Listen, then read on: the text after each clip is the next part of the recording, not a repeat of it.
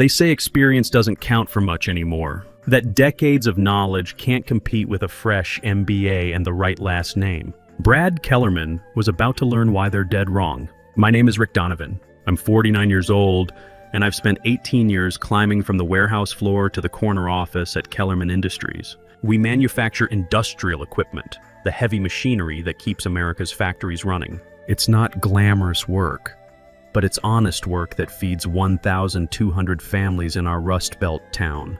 I started here straight out of high school, loading trucks and learning the weight of real responsibility. While other kids went to college, I was learning how a single loose bolt could shut down a production line, how one missed safety inspection could put workers in the hospital. Over nearly 2 decades, I worked through every department: shipping, receiving, quality control, vendor management. I earned my stripes the hard way. By 35, I was operations manager. By 40, senior operations manager. By 45, I was running the entire supply chain for a $400 million company. I knew every vendor, every safety regulation, every cost center. More importantly, I knew which corners could never be cut. Old Man Kellerman, our founder and CEO, understood that. William Kellerman built this company from nothing in 1953, and he valued people who understood the weight of responsibility. Rick, he'd tell me, you don't just manage operations. You manage people's livelihoods. I took that seriously, maybe too seriously. The company ran like clockwork under my watch. We hadn't had a serious safety incident in 8 years. Our vendor relationships were so solid that suppliers would extend us credit terms our competitors couldn't dream of. When the pandemic hit and supply chains collapsed worldwide, we kept running because I'd spent years building relationships with backup suppliers in 3 countries. But William was 72 now, and the board was pressuring him about succession planning. His son Brad had been working at McKinsey for 5 years, helping Fortune 500 companies optimize operational efficiency. The writing was on the wall. Brad Kellerman arrived on a Monday morning in March, wearing a $2,000 suit and the kind of confidence that comes from never having calluses on your hands. The announcement came in an all-hands meeting that felt more like a coronation. "I'm excited to introduce my son Brad as our new Chief Operating Officer," Williams said, his voice carrying the weight of a father's pride and a businessman's pragmatism. "He brings fresh perspectives from his consulting work with industry leaders." Fresh perspectives. I'd heard that before. It usually meant someone was about to fix things that weren't broken. Brad was 29, 3 years younger than my oldest daughter. He had an MBA from Wharton, a consulting background, and exactly 0 days of manufacturing experience. His handshake was firm, but soft. The hands of someone who'd never touched machinery, never felt the heat of a furnace, never understood that behind every spreadsheet were real people doing real work. His first week was a listening tour, or so he called it. He scheduled 30-minute meetings with department heads, taking notes on an iPad while asking questions that revealed how little he understood about our business. "Walk me through your vendor qualification process," he said during our meeting, stylus poised over his screen. I spent 20 minutes explaining our multi-tier supplier system, how we'd built relationships with primary, secondary, and emergency suppliers for every critical component, how we verified safety certifications, tested material quality, maintained backup inventory for supply chain disruptions. "Interesting," he said, not looking up from his notes. "Seems like there might be some redundancy we could optimize." Redundancy. That's what consultants called the systems that kept our workers safe and our production lines running. "Those backup suppliers saved us during COVID," I said. "When everyone else was shutting down, we kept running." "Sure, but that was an exceptional circumstance," Brad replied. "In normal operations, maintaining multiple vendor relationships is inefficient. We're paying for capacity we don't use." I felt something cold settle in my stomach. This was how it always started.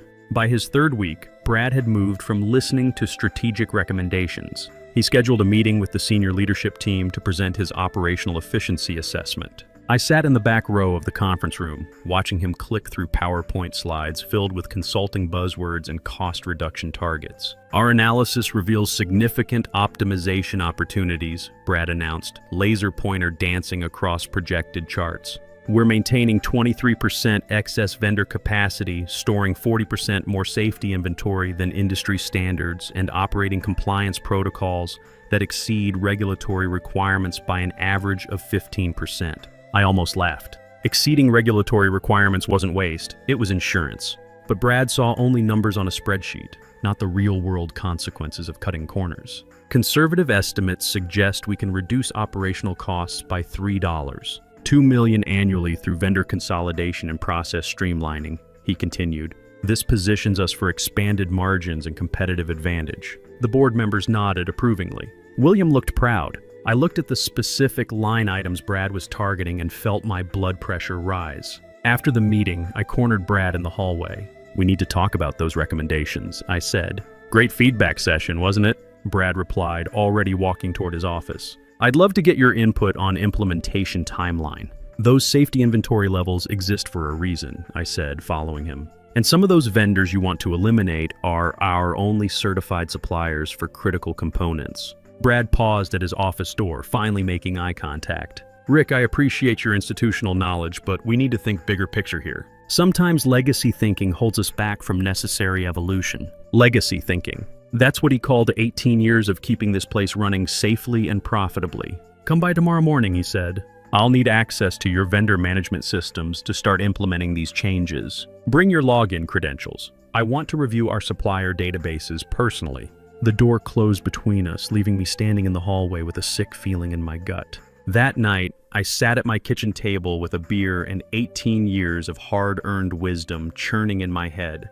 My wife Sarah was grading papers. She taught 3rd grade at the local elementary school, while I stared at my laptop screen thinking about Brad's request for my login credentials. You look like someone died, Sarah said, glancing up from a stack of math worksheets. Someone's about to, I muttered. In my line of work, credentials weren't just passwords. They were keys to systems that controlled worker safety, regulatory compliance, and vendor relationships worth millions of dollars.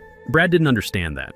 To him, they were just data points to optimize. But I understood something Brad didn't. Every system I'd built over 18 years was designed with safeguards, documentation, and audit trails. I'd learned early that in manufacturing, you document everything because when things go wrong, people want answers. And when they go really wrong, lawyers and regulators want proof. I opened my laptop and navigated to our vendor management portal. 18 years of supplier relationships stared back at me. Certified vendors, backup suppliers, emergency contacts. Brad wanted to streamline this into a leaner system based on cost alone. He had no idea that the most expensive suppliers were often certified for the most dangerous materials, that backup vendors existed because primary suppliers had failed before, that regulatory compliance wasn't bureaucratic waste, but legal protection.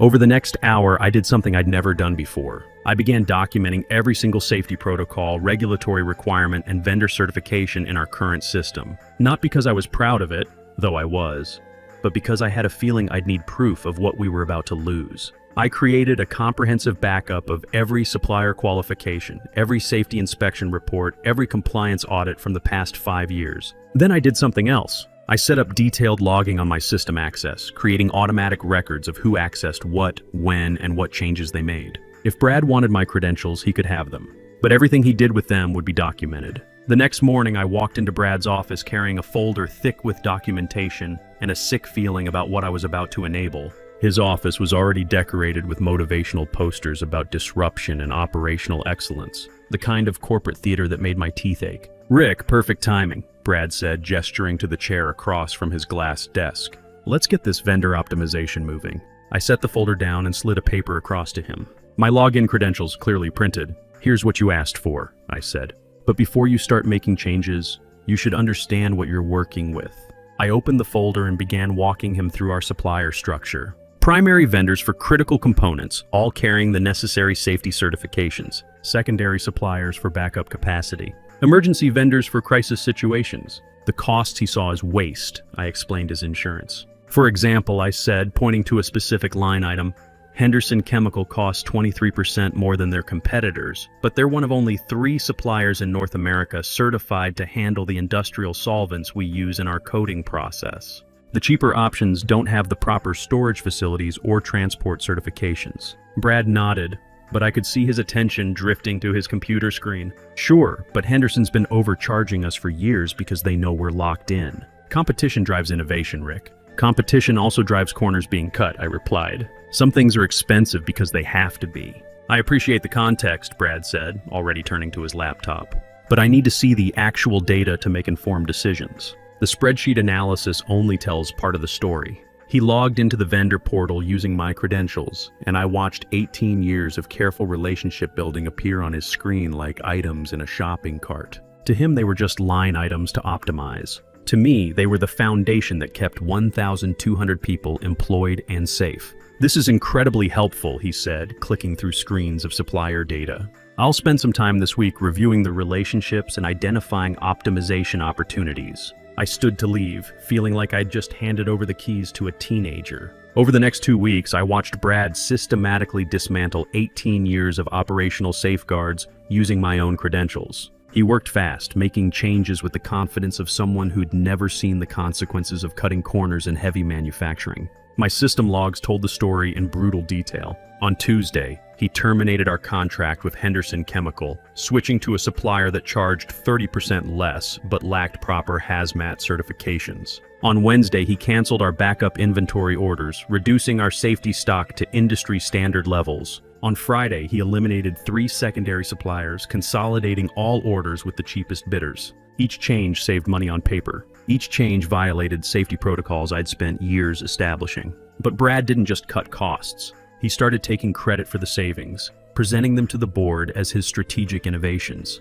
I sat in weekly leadership meetings watching him use PowerPoint slides built from my vendor data, claiming that his operational insights had identified millions in waste. The key insight, Brad told the board during one presentation, was recognizing that legacy operational thinking was preventing us from achieving optimal efficiency. By applying modern supply chain principles, we've already realized $400,000 in quarterly savings. Legacy operational thinking. That was how he described the safety protocols that had kept our workers alive for 8 years. After the meeting, board members congratulated Brad on his fresh perspective. William Kellerman beamed with paternal pride. Several directors mentioned that this kind of innovative thinking was exactly what the company needed as it planned for the future. I said nothing. I just made notes, because what Brad didn't understand, what his McKinsey training had never taught him, was that in manufacturing, consequences have a way of revealing themselves. The vendors he'd eliminated weren't expensive because they were greedy. They were expensive because they followed safety protocols that prevented explosions, chemical spills, and worker injuries.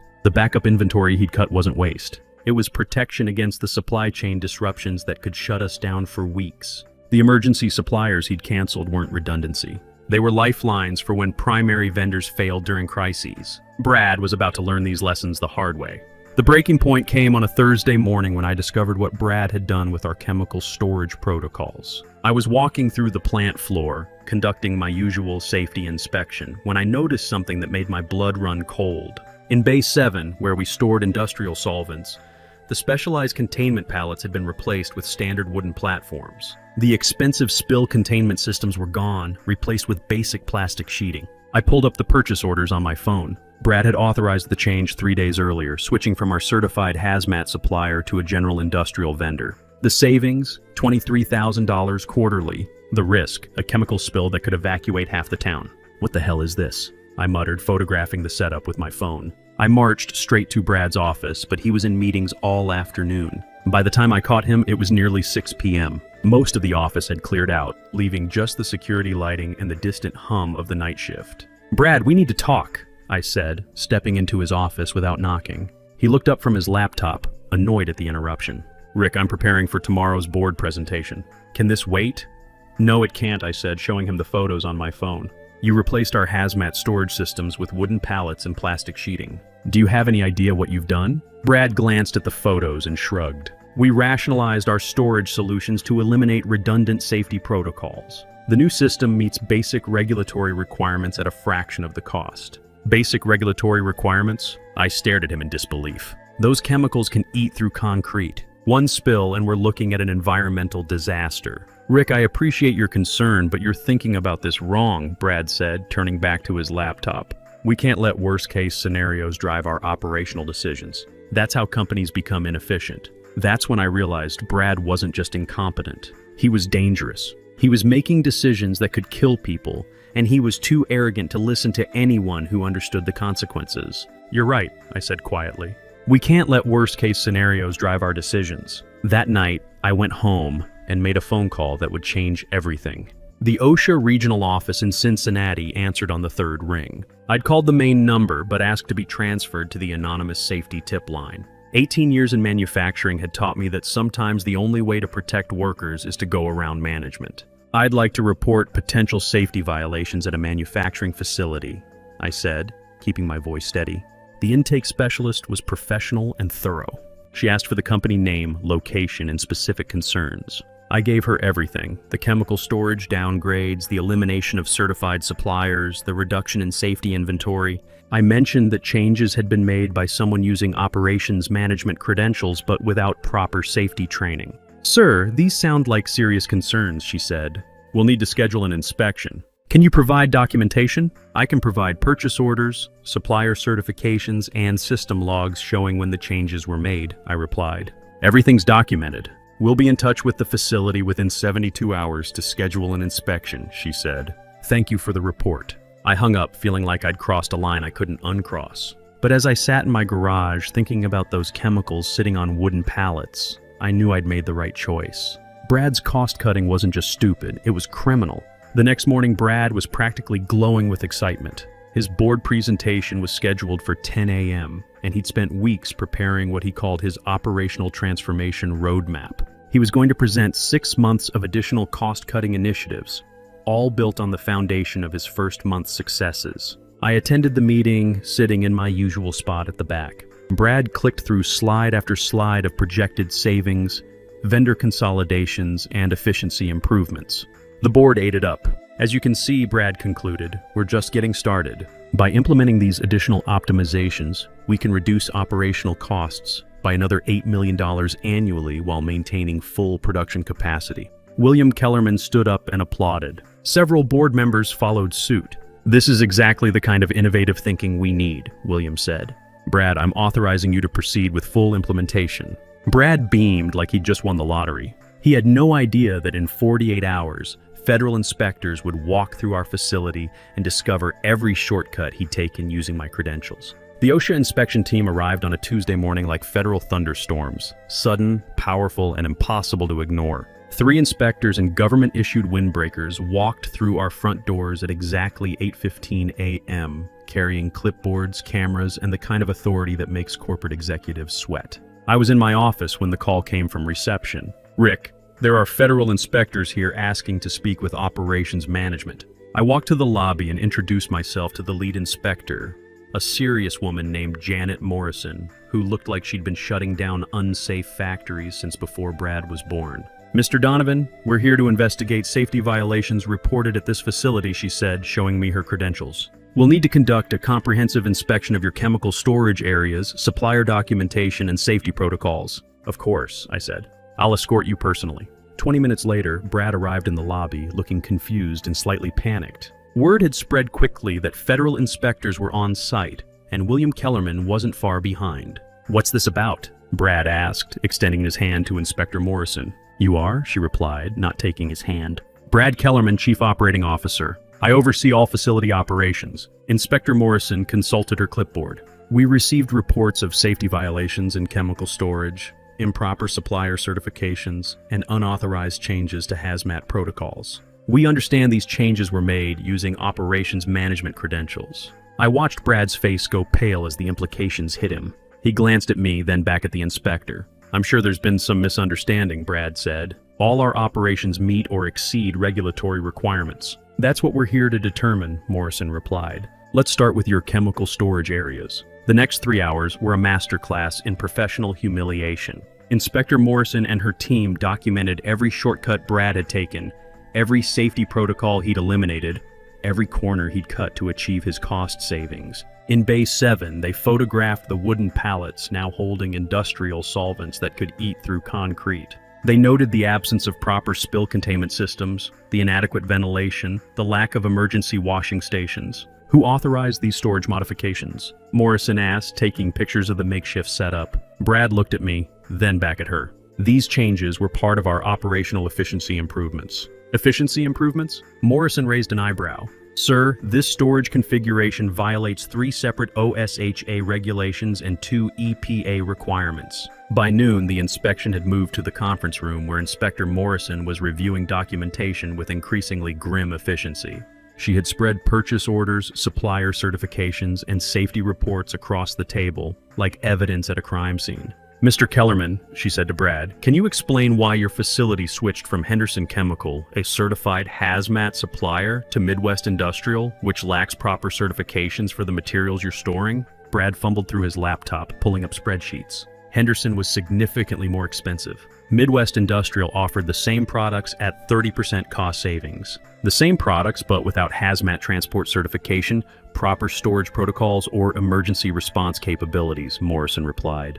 Are you aware that using uncertified suppliers for regulated chemicals is a federal violation? William Kellerman, who had been silent throughout the inspection, finally spoke up. Inspector, if there are compliance issues, we'll address them immediately. This company has operated safely for 70 years. Mr. Kellerman, we've identified 23 separate safety violations, each carrying significant fines, Morrison said, consulting her notes. The improper chemical storage alone carries a penalty of $400,000. The uncertified supplier violations add another $800,000. And the elimination of required safety equipment brings the total to $2. $3 million in federal fines. The room went completely silent. You could hear the ventilation system humming and the distant sound of the production floor. There's also the matter of willful endangerment, Morrison continued.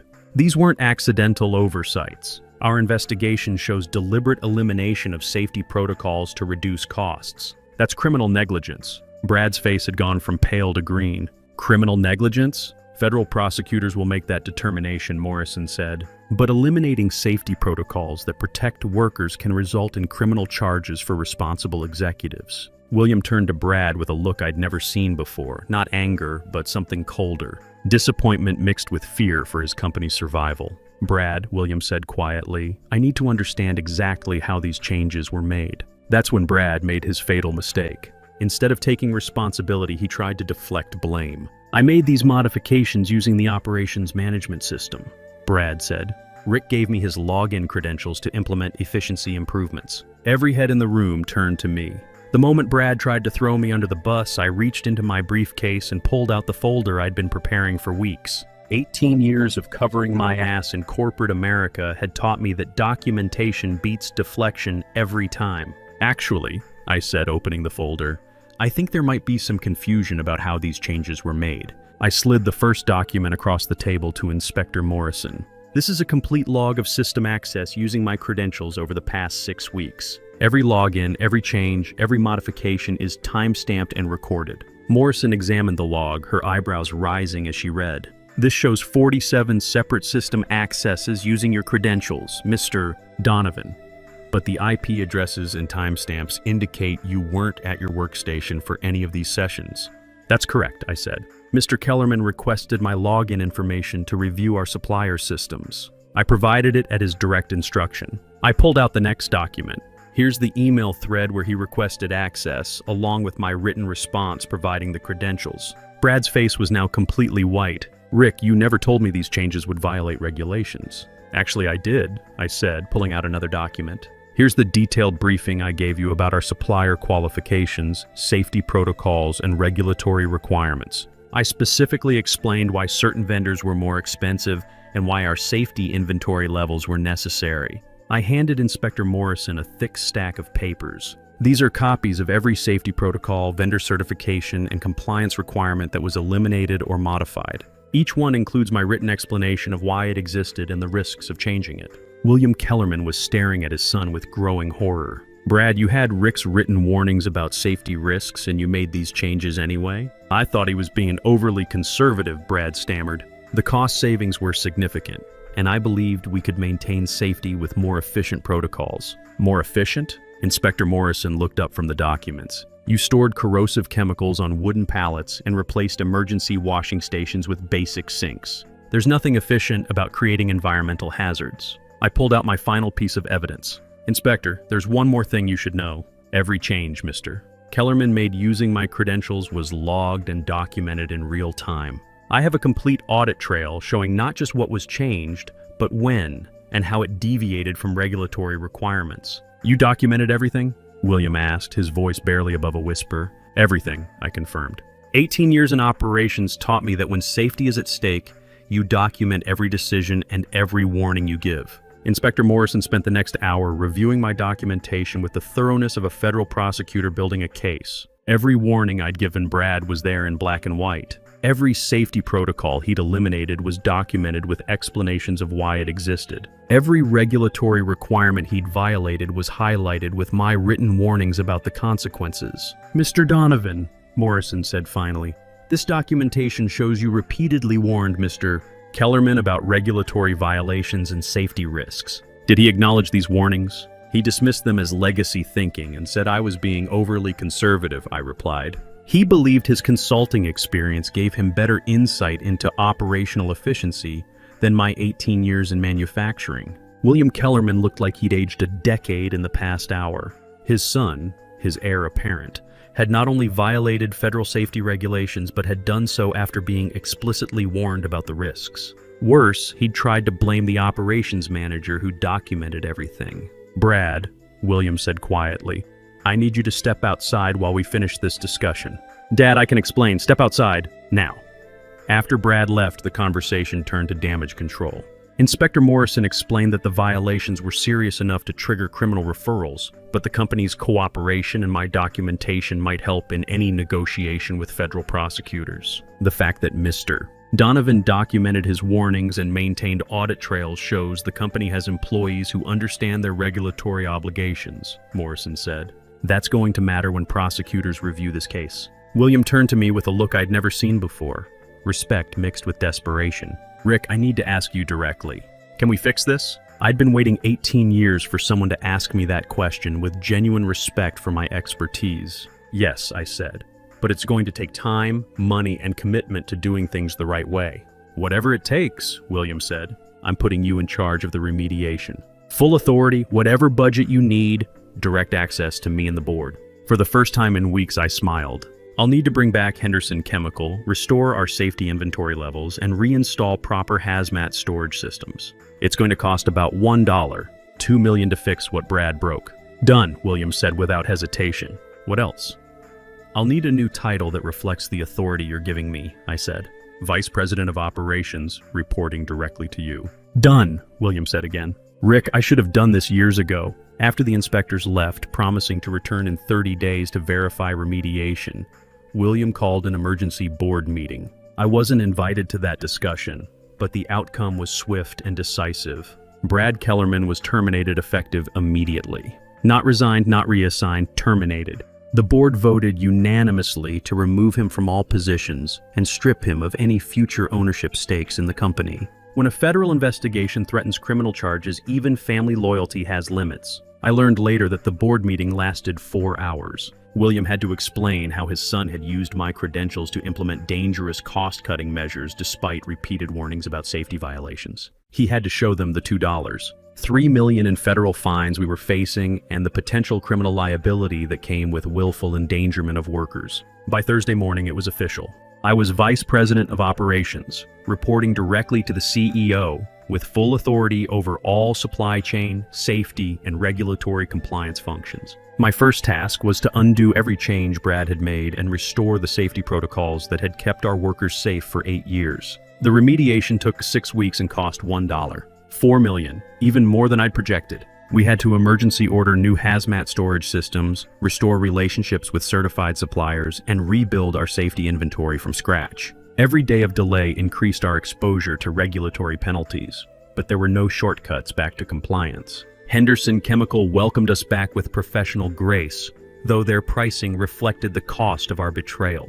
Our emergency suppliers were understanding but firm about new contract terms. It turns out that when you eliminate vendors for cost savings, they remember that when you come crawling back. The workers noticed the changes immediately. Safety equipment was restored, proper storage systems were reinstalled, and the emergency stations Brad had eliminated were upgraded beyond their original specifications. I made sure every employee understood that safety was our top priority, not an afterthought to be optimized away. By the time OSHA returned for their follow-up inspection, we were cleaner than we'd been in years. Inspector Morrison spent 2 days reviewing our remediation and found 0 violations. The federal fines were reduced to $800,000 based on our cooperation and comprehensive fixes. 6 months later, I was sitting in the same conference room where Brad had presented his operational efficiency improvements to the board. This time, I was the one clicking through PowerPoint slides, but my presentation told a different story.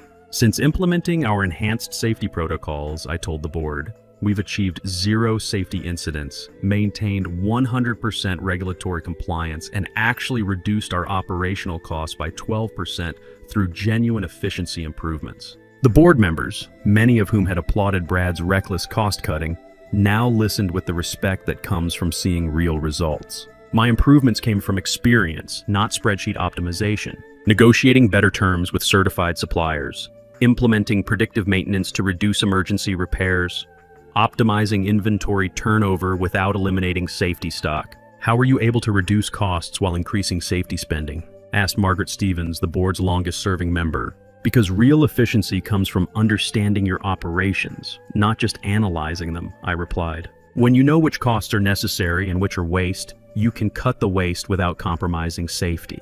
William Kellerman looked older but wiser. The federal investigation had been closed without criminal charges, thanks largely to my documentation and the company's full cooperation. But the experience had sobered him about the difference between fresh thinking and dangerous ignorance. Rick, William said after the meeting, I owe you an apology. I should have promoted you to this level years ago. Maybe, I said.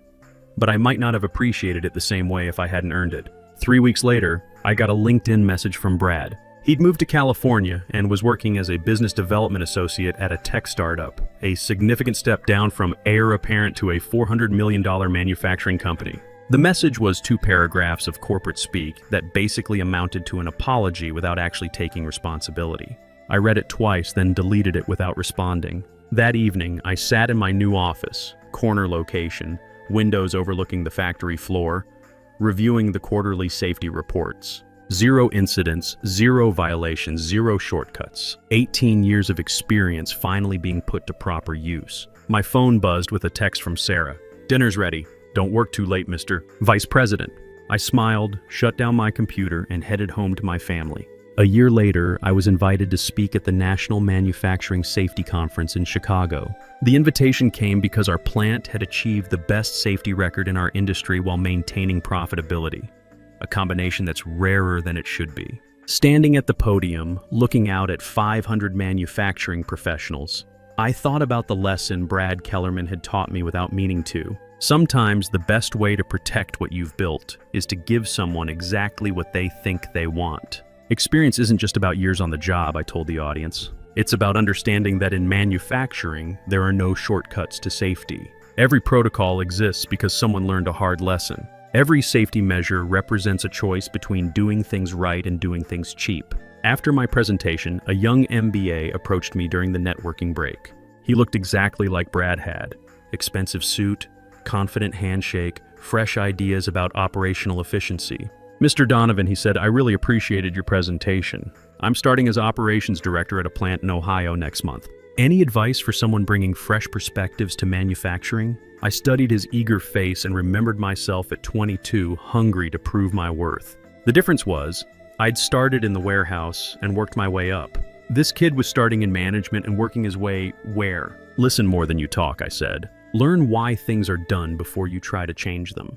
And remember that the people who've been there longest usually know something you don't. He nodded enthusiastically, but I could see in his eyes that he'd already decided he was different. He was the innovator who would optimize what others had built through outdated thinking. I handed him my business card. Call me if you have questions, I said. Manufacturing is a tough teacher, but it's honest. It shows you the consequences of your decisions pretty quickly. 6 months later, he called. His plant had failed a safety inspection after he'd streamlined their chemical storage procedures. He wanted advice on handling regulatory investigators. I gave him the same advice I wish someone had given Brad.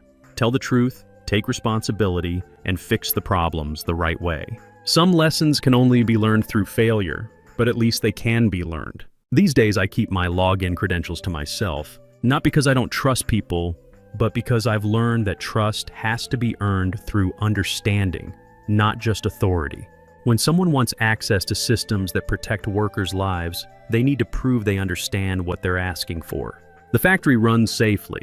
Our workers go home healthy every day. And I sleep well knowing that 18 years of experience finally got the respect it deserved. Sometimes the best revenge is simply being right all along.